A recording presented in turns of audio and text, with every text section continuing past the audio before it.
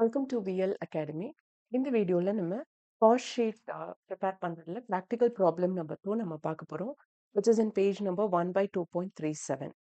Okay, so as I said, இந்த format நான் எப்போவுமே சேஃபர் சைட் வச்சுருப்பேன். And this is the question number 2. இதில் வந்து பார்த்தீங்க அப்படின்னா opening material and closing material கொடுத்துருக்காங்க. Opening stock and closing stock, அதுக்கு நடுவில் மெட்டீரியல் பர்ச்சேஸ்டும் கொடுத்துருக்காங்க. ஸோ இங்கே வந்து டைரக்ட் மெட்டீரியல்ஸ் கீழே opening stock of raw materials இவ்வளோ ரூபா, அதில் பர்ச்சேஸ் மெட்டீரியல் இருக்கு இல்லையா, அதை ஆட் பண்ணிட்டு கேரேஜ் ஆன் பர்ச்சேஸ்னு ஒன்று இருக்குது கொஷனில்.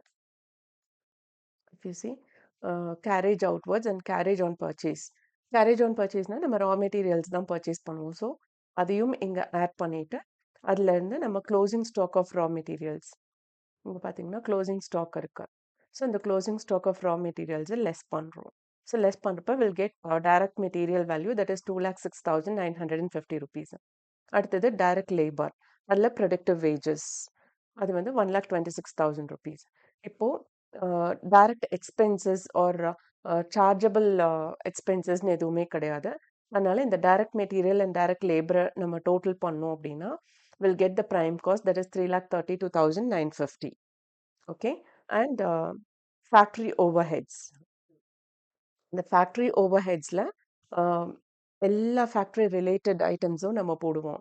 அண்ட் ஆல்சோ இங்கே பார்த்தீங்கன்னா ஃபேக்ட்ரி ஆஃபீஸ் சேலரிஸ்னு இருக்குது. இப்போ இது எதில் போடுறது அப்படின்னு சிலர் கன்ஃபியூஸ் ஆவீங்க. ஃபேக்ட்ரியும் இருக்கும் ஆஃபீஸும் இருக்குன்னா இப்போ வந்து அது ஒர்க் ஓவர்ஹெட்ஸில் போடுறதா, ஐ மீன் ஃபேக்ட்ரி ஓவர்ஹெட்டில் போடுறதா இல்லை அட்மினிஸ்ட்ரேட்டிவ் ஓவர்ஹெட்டில் போடுறதான்னு ஒரு கன்ஃபியூஷன் இருக்கும். ஸோ அவங்களுக்கு நான் சொல்லிடுறேன், இங்கே ஃபேக்ட்ரி ஆஃபீஸ்னு இருக்கிறதுனால அந்த ஃபர்ஸ்ட் டேர்ம் மட்டும்தான் நம்ம கன்சிடர் பண்ணுவோம். ஓகே, இன்கேஸ் ஃபேக்ட்ரின்னு போட்டிருந்ததுன்னா அது ஃபேக்ட்ரி ஓவர்ஹெட் கீழே வரும். இதே இது ஆஃபீஸ் ஃபேக்ட்ரி சேலரிஸ்னு வந்ததுன்னா அப்போ இந்த ஆஃபீஸு கீழே, அதாவது அட்மினிஸ்ட்ரேட்டிவ் கீழே வரும். ஓகே, ஸோ இங்கே ஃபேக்ட்ரின்னு போட்டதுனால நம்ம ஃபேக்ட்ரி ஓவர்ஹெட் கீழே போட்டிருக்கோம் factory office salaries. And repair of plant machinery and tools, அதுவுமே ஃபேக்ட்ரிக்குள்ளே தான் நடக்கும். இந்த பிளான்ட் மிஷினரி எல்லாம் ஃபேக்ட்ரிக்குள்ளே இருக்கிறதுனால அதுவும் ஃபேக்ட்ரி ஓவர்ஹெட் கீழே. And rent, rates, taxes and insurance for factory. And depreciation, plant machinery and டூல்ஸோட டெப்ரிஷியேஷனும் என்ன சொல்கிறது ஃபேக்ட்ரியில் இருக்கிற அசெட்டுக்கு தானே நடக்குது. ஸோ அதுவும் ஃபேக்ட்ரி ஓவர்ஹெட் கீழே வரும். Okay, next is gas and water.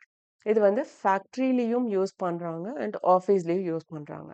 So இந்த கேஸ் அப்படிங்கிறது வந்து ஏதாவது ஒரு மேனுஃபேக்சரிங் ப்ராசஸ்க்கு தேவைப்படலாம், இல்லை ஃபேக்ட்ரி எம்ப்ளாயீஸ்க்கு தினமும் ஈவினிங் ஒரு ரெஃப்ரெஷ்மெண்ட் டீ கொடுப்பாங்க இல்லையா, ஸ்நாக்ஸ் கொடுப்பாங்க, அதெல்லாம் குக் பண்ணுறதுக்கு கூட அவங்க கேஸ் யூஸ் பண்ணலாம். And water as a basic amenities which they need in factory as well as in office. குடிக்கிற தண்ணி கண்டிப்பாக வேணும் அண்ட் ரெஸ்ட் ரூம்க்கு யூஸ் பண்ணுற தண்ணி அது கண்டிப்பாக வேணும். ஸோ அந்த தண்ணியெல்லாம் வேணும்னா நம்ம அதுக்கு அமௌண்ட் பே பண்ணணும். So that is 1,200 rupees. This is for factory. And manager salary பார்த்தீங்கன்னா டோட்டலாக 10,000, அதில் 3/4 தான் வந்து ஃபேக்ட்ரிக்கு, 1/4 வந்து அட்மினிஸ்ட்ரேஷனுக்கு. ஸோ இந்த 3/4 வந்து 7,500 rupees. ஓகே, ஸோ அதோட டோட்டல் வந்து 34,650 rupees. இப்போ அதை ப்ரைம் காஸ்டோட நம்ம ஆட் பண்ணோம்னா will get 3,67,600. Okay, administrative overheads, அதில் வந்து ஆஃபீஸ் ரிலேட்டட் ஆனதெல்லாம் general office salaries, office rent, rates, taxes and insurance.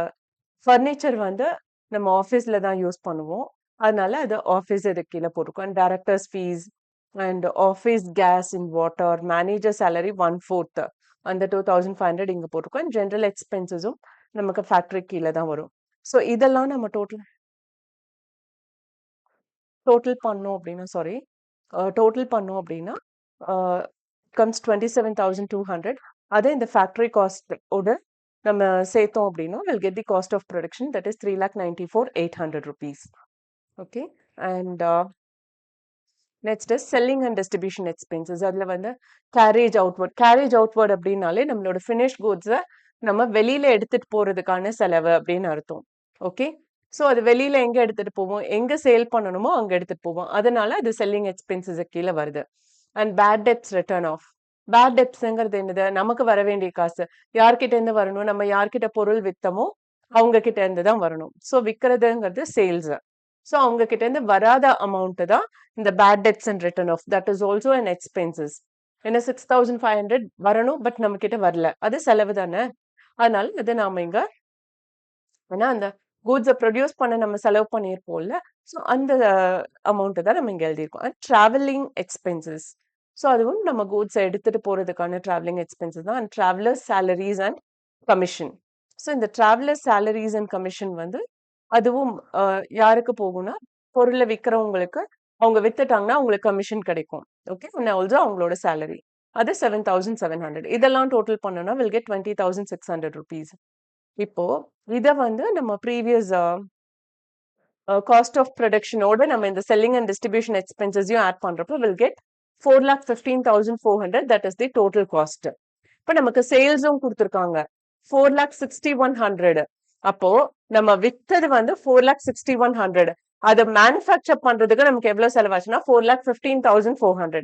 So ரெண்டுக்கும் ஆன டிஃபரன்ஸ் தான் இந்த 45,700. That is the net profit which they asked us to find out. So நம்ம இப்ப இந்த ப்ராஃபிட்டை கண்டுபிடிச்சாச்சு. இதோட இந்த ப்ராப்ளம் இஸ் ஓவர். ஸோ இந்த வீடியோ வாட்ச் பண்ணதுக்கு ரொம்ப ரொம்ப தேங்க்ஸ். இந்த வீடியோ நிஜமாவே இன்ஃபர்மேட்டிவா இருக்குன்னு ஃபீல் பண்ணீங்கன்னா லைக் பண்ணுங்க, ஷேர் பண்ணுங்க அண்ட் சப்ஸ்கிரைப் பண்ணுங்க. அண்ட் மறக்காம பெல் பட்டன் கிளிக் பண்ணுங்க.